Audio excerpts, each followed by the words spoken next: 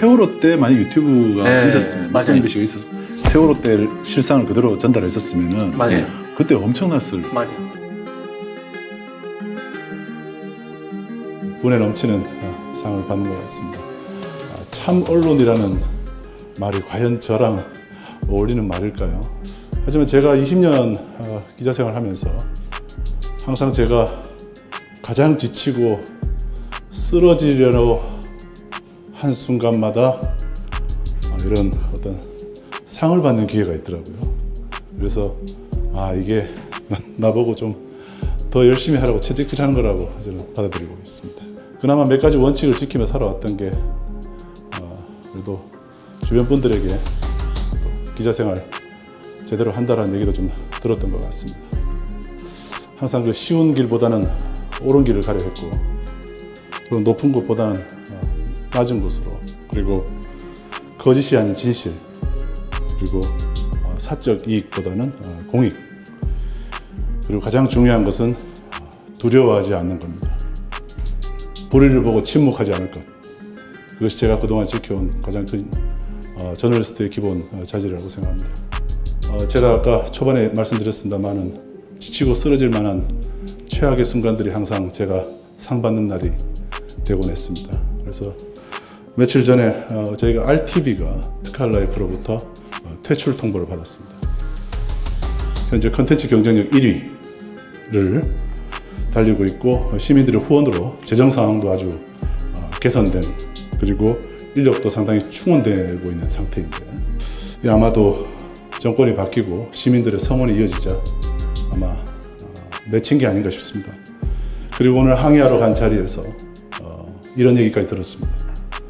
유튜브 영상을 TV로 방송하는 것, 그리고 한동훈 스토킹 사건 기자회견에서 제가 등장했다는 이유로, 물론 그 이유를 들지는 않았습니다만 그런 사실을 언급했습니다. 스칼라이프는 20년 전에 출범할 때 공익성을 부각하기 위해서 RTV를 활용해서 허가를 받아놓고, RTV가 가장 어려울 때마다 가장 치명적인 선물을 안기곤 했습니다. 특히 10년 전 이명박 정권 때 재정 지원을 중단했고요. 그리고 윤석열 정권이 들어서자마자 퇴출 통보를 했습니다.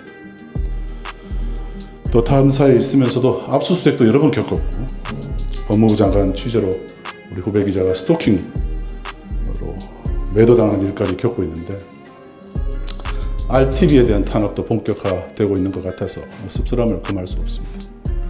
물러설 곳도 없습니다. 그리고 이제는 사직생의 각오로 돌파해 보려고 합니다.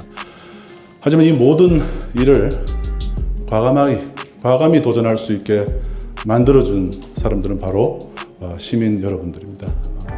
또 탐사 이전에 제 기자 생활과 이후의 기자 생활을 나눠 본다면은 그 이후의 기자 생활이 시민 여러분과 함께 한다는 것이 얼마나 소중하고 가치 있는 것인지를 깨닫는 그런 시간이었던 것 같아요. 그래서 그 레거시 언론들, 보통 이제 기성 언론들이라고 하는데, 그런 세계에 익숙하게 있다가 시민 여러분들과 함께 하면서 더 낮은 곳으로 더 시민 여러분들과 나란히 서서 한 걸음씩 나아갈 수 있게 되는 것이 얼마나 보람있고 또 소중한지를 깨달아가고 있습니다. 특히 이제 언론이라고 우리가 부를 수 있는, 우리가 언론이라고 할 때 과거에는 그 기성 언론들을 칭하는 말이었죠. 하지만 이제 시민 여러분이 바로 언론입니다. 저는 그래서 여러분과 함께 이 사회를 더 나은 세상으로 만드는 일에 봉사하는 것이 제가 앞으로 기자 생활에서 가장 가치 있는, 그리고 제가 가장 집중해야 될 일이 아닌가, 그렇게 생각합니다. 오늘 이 상도 제가 그동안 해왔던 것에 대한 상이라기보다는 앞으로 제가 해야 될 일들을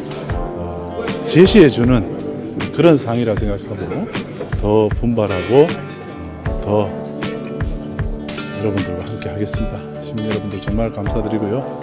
절대 정말 기자라는 자리가 부끄럽지 않은 그런 기자가 되도록 노력하겠습니다. 감사합니다.